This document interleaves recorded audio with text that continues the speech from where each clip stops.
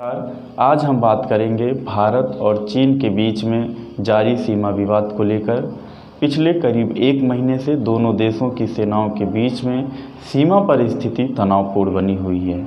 दोनों देशों के सैनिकों के बीच में कई बार झड़पें भी हुई हैं और हाथापाई भी हुई है, जिसमें दोनों देशों के सैनिकों को मामूली चोट भी आई है। आज हम बात कर रहे हैं लाइन ऑफ एक्चुअल कंट्रोल की।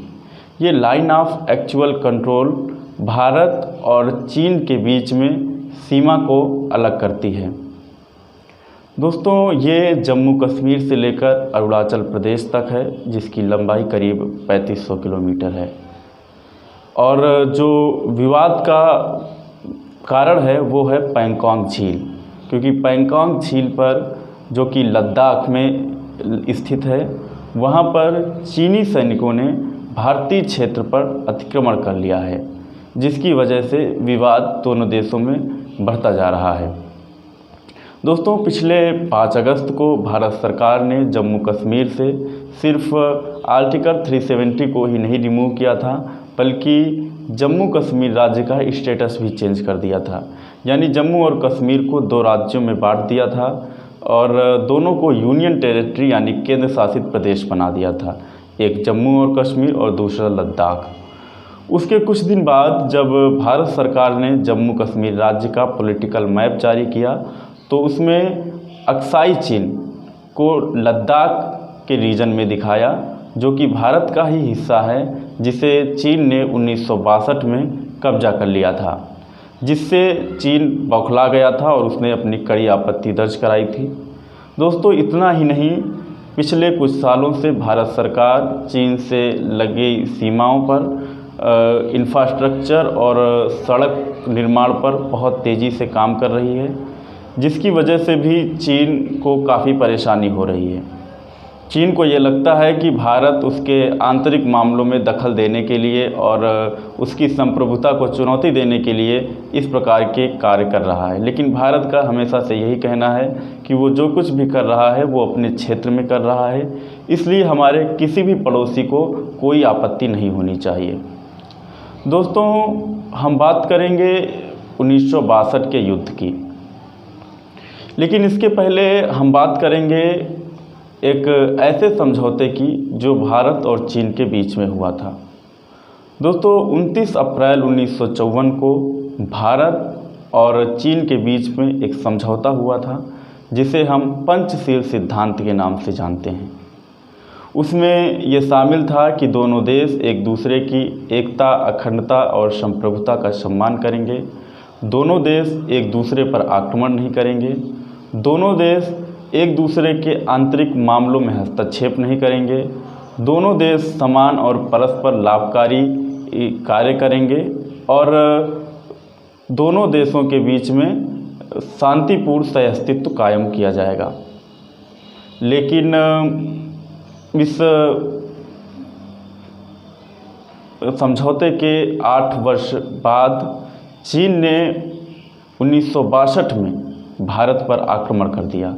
भारत को इस आक्रमण का बिल्कुल भी अंदेशा नहीं था, क्योंकि जब ये संधि हुई थी 29 अप्रैल 1954 की पंचशील सिद्धांत की, तो भारत में एक नारे लगने लगे थे, यानी कि हिंदी चीनी भाई भाई के नारे लगते थे। और भारत सरकार भी चीन की तरफ से बिल्कुल आश्वस्त थी कि चीन कभी भी भारत पर आक्रमण नहीं करेगा। लेकिन चीन बहुत ही चालाक और चालबाज देश था। उसने बहुत ही सुनियोजित तरीके से भारत पर अचानक से आक्रमण कर दिया और भारत के एक बड़े क्षेत्र पर कब्जा कर लिया, जिसे आज हम अक्साई चीन के नाम से जानते हैं। तो चीन इससे भी बौखलाया हुआ है कि भारत सरकार अपना दावा ठोकती है आज भी अक्साई चीन पर कि वो उसका क्षेत्र है और चीन को उसे खाली कर देना चाहिए। दोस्तों, चीन लगभग अपने सभी पड़ोसियों के साथ सीमा विवाद रखता है। उसका अपने लगभग हर पड़ोसी से सीमा विवाद है। चीन एक साम्राज्यवादी देश है और उसको अपने हितों को ही वो सर्वोपरि रखता है। भारत सरकार लगातार ऐसे प्रयास कर रही है कि जिससे ये मामला आसानी से सुलझ जाए, शांतिपूर्ण तरीके से सुलझ जाए, जिसमें कूटनीति और सैन्य स्तर पर लगातार वार्ता हो रही है और लेकिन सबसे ज़रूरी बात यह है कि इस मसले पर राजनीति भी बहुत ज़ोरों शोरों से चल रही है। विपक्षी दल खास करके कांग्रेस सहित और कुछ दल लगातार भारत सरकार को घेरने का प्रयास कर रहे हैं, लेकिन ये समय राजनीति का नहीं है। ये बहुत ही संवेदनशील मुद्दा है जो कि सीमा विवाद को लेकर है। हमें इंतज़ार करना चाहिए और कि भारत सरकार इस मुद्दे पर अपनी स्थिति कब स्पष्ट करती है, तब तक हमें इंतज़ार करना चाहिए। हालांकि रक्षा मंत्री राजनाथ सिंह जी ने ये बयान जारी कर कहा है कि वो हर प्रश्न का उत्तर संसद में ज़रूर देंगे।